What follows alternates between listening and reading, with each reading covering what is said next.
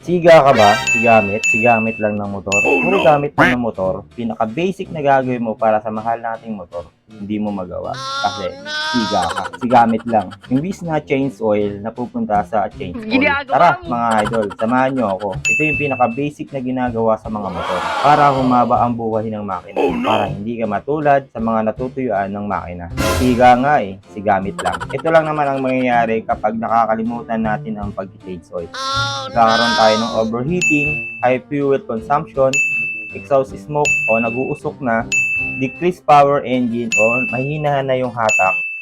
Mga idol, ito nga pala, gumawa tayo ng DIY na embudo galing sa soft drinks na ginupit-gupit ko lang. Ito yung gagamitin nating langis ngayon, Total Energize, high performance hyper. Pang scooter to, 10W40. Lagi natin tatandaan na ang scooter lagi yung 10W40. Yung gagamit tayong tools na pang change oil natin na D7 kasi iba na yung akin. Sa side lang tayo mag-change oil mga idol. Then ito yung gagamitin natin pagbukas doon sa kabila. Sa pagsasalingan natin ng langis, naka gold bolts na tayo kaya iba yung size ng pang-open natin. So yun, change oil na tayo mga idol. Sa mga naka-NMAX dyan, depende na rin sa inyo kung saan kayo mag-change oil. Merong change oil sa ilalim. After nandito na ako sa side nag-change oil. Minsan na-experience nyo, siya abot, diba? Yan, tutulo at tutulo yan. So ganito yung ganito yung diskarte ko mga idol. So bubuksan lang muna natin, counterclockwise. Counterclockwise lang mga idol. Pag lumuwag na ng konti, iwasan natin yung pagtatapon ng langis para hindi tayo magkalat. Sa side stand ko siya. So sa side stand natin siya mga idol. Then manual na lang natin siya ganyan. At least kuha niya lahat. Ganito ako mag-change oil. Lahat naman tayo pwede mag-change oil mga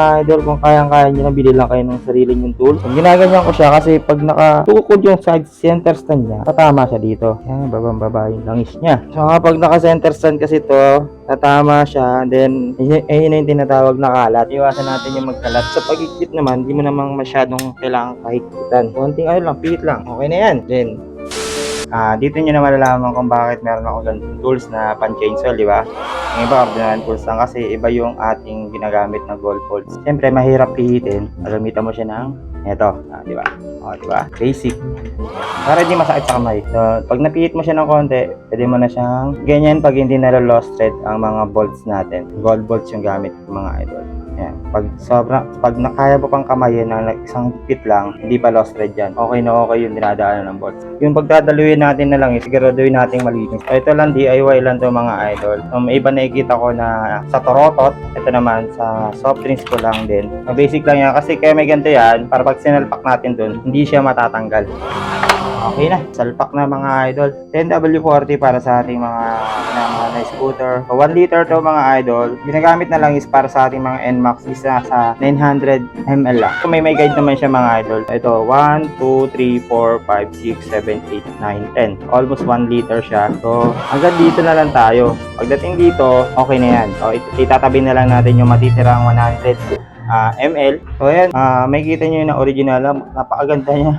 Ayan, no? May seal, di ba? May guide pa. Napaka-premium ng seal niya. Yan to, maalalaman mo kung original talaga yung langis. Sa tuwing mag-change oil po tayo, bukod sa naiwasan natin ng malaking gasto, gumaganda pa ang makina natin. Sa pagpili ng langis, ito lagi ang hinahanap natin. High quality o may kalidad. Performance ng langis habang bumabiyahe tayo sa kalsada at maganda ang presyo o pasok sa budget natin. Pag-higpit uli natin ng hindi mo kailangan sobrang higpitan. Yung tama lang. At para naman sa pagre-reset sa atin sa mga nakadiwan, pag nag-reset tayo ng hold mo lang to, yung nasa right side, hintayin mo lang siya mag-blink na siya, pindutin mo ulit. Then babalik na sa 0. Ganun lang para malalaman mo lagi yung odo na ginagamit mo sa ating motor, hindi natin makalimutan yung mag-change oil.